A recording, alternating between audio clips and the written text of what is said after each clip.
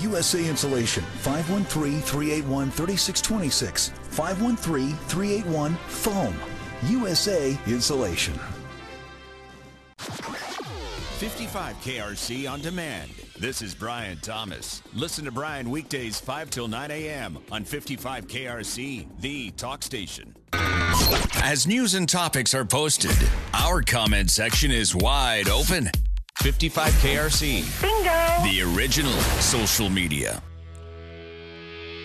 It's 8:07 at 55 KRC, the talk station, and a very happy Tuesday to you. Brian Thomas here welcoming my next guest, and it is a distinct pleasure to have him on the phone, Gerald Celente. He is an American trend forecaster and a very uncanny good one. Publisher of the TrendsJournal, business consultant, author, and he does make predictions about the global financial markets and other events.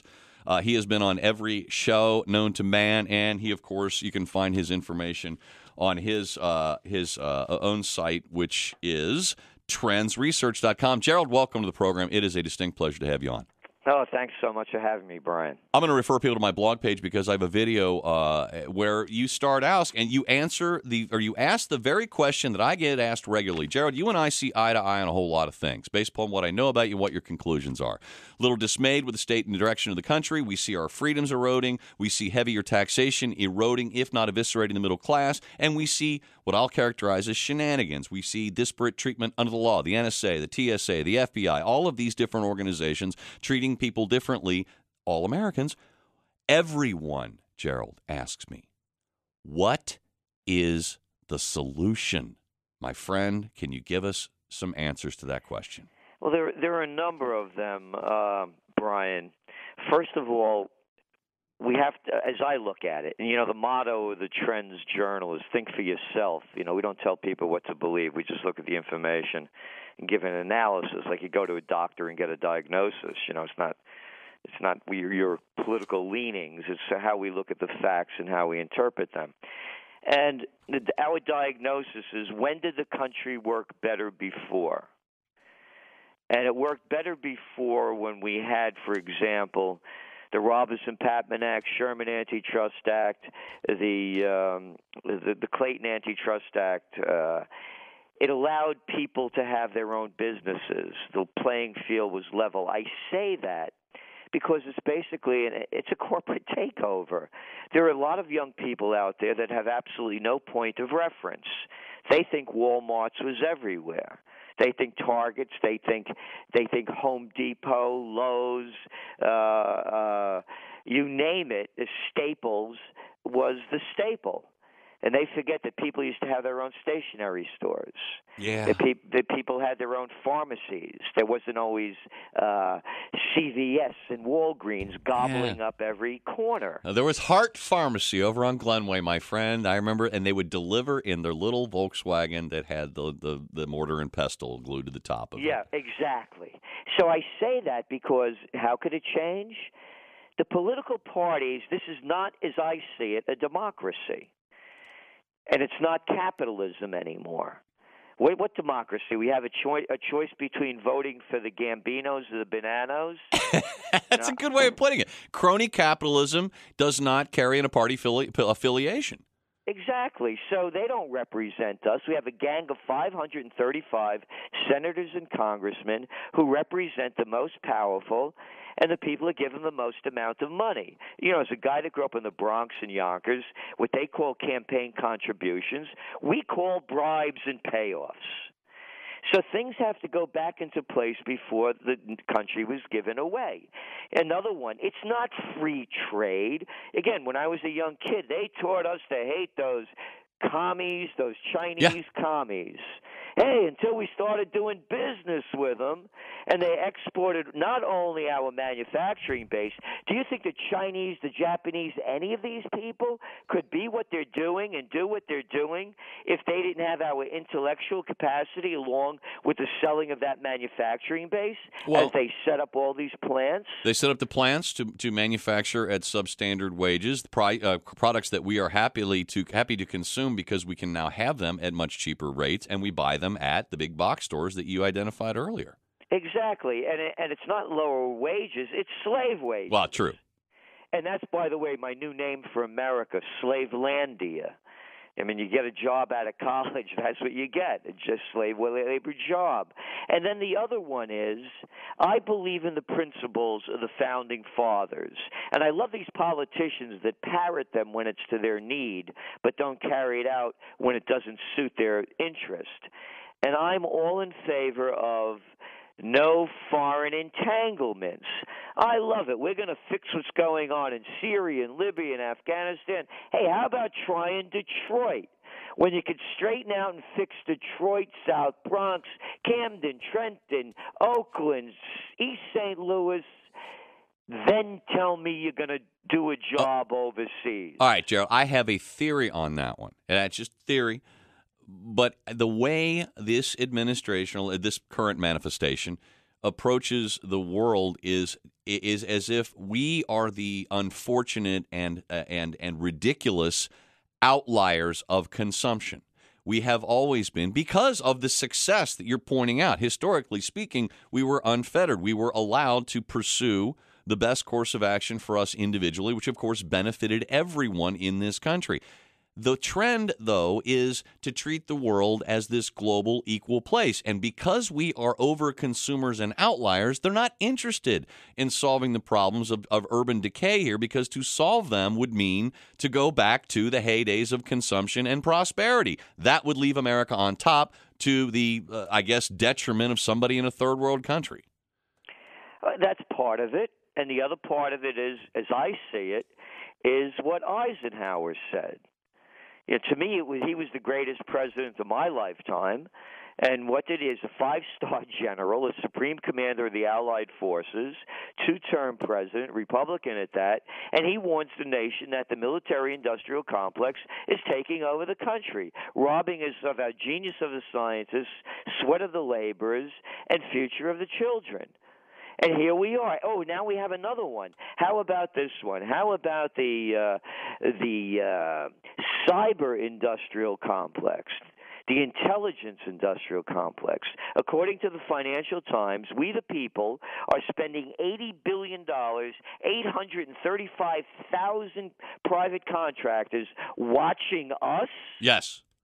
I mean, who could make this stuff up? Orwell, I think, is the only one that's really hit it on the head. Gerald Celente. Orwell, and this is even beyond what Orwell. It is.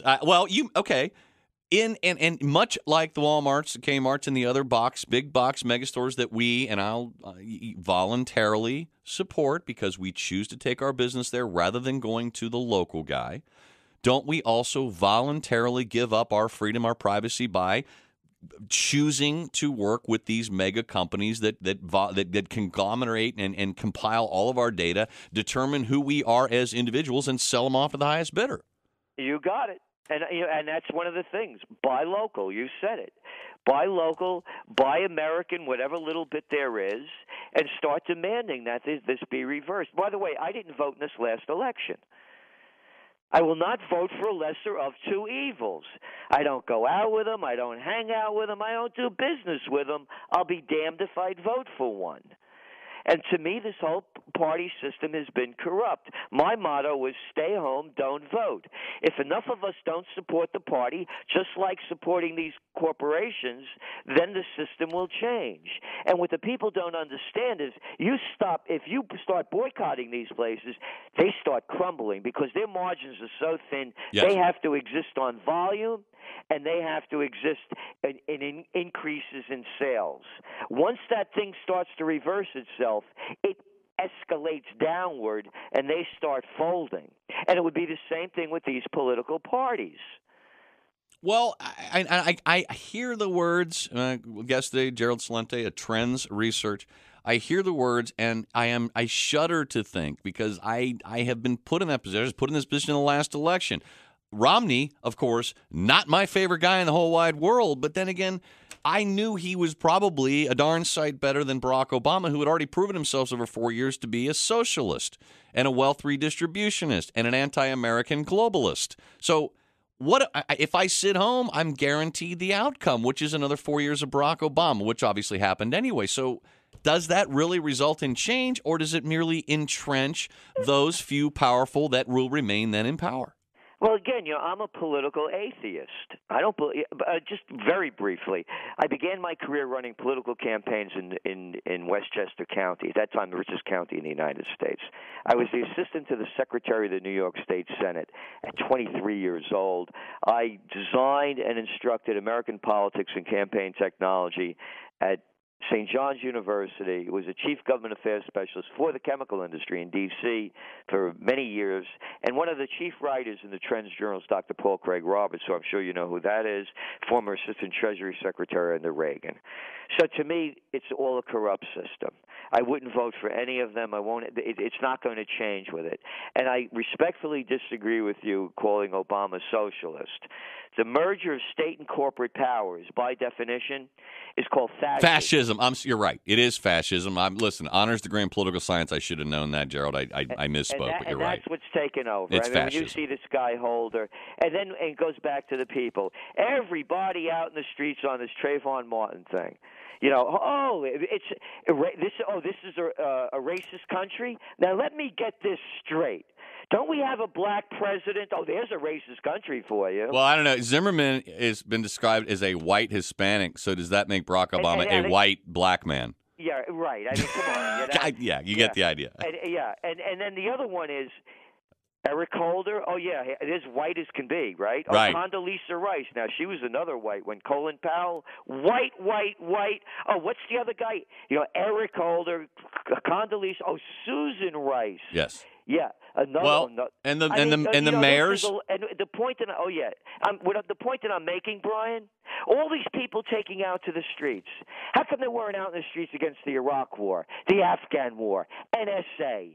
All of the rights are being robbed from us. Where are all these people? And I'll tell you why. Because the prostitutes created this sensation, and they've taken off the front page the real issues that are hurting this country. The ones I just mentioned, plus this other tiny little one, the economy.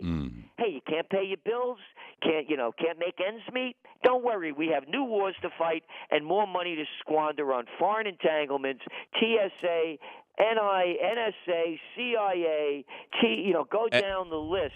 People aren't saying peep. And then the issue is, look at the jobs that have been created under Obama with the trillions, the tens of trillions of dollars. It's 17 trillion that the Federal Reserve sent to banks around the world, private corporations, and banks in the United States, plus the $85 billion a month that they're buying in government securities and mortgage-backed securities each month. And what did they create? The jobs that were lost, two-thirds of them were middle-income paying jobs since the Great Recession began, and now that number has been created with low-paying jobs. Where are the people? Where are the protests?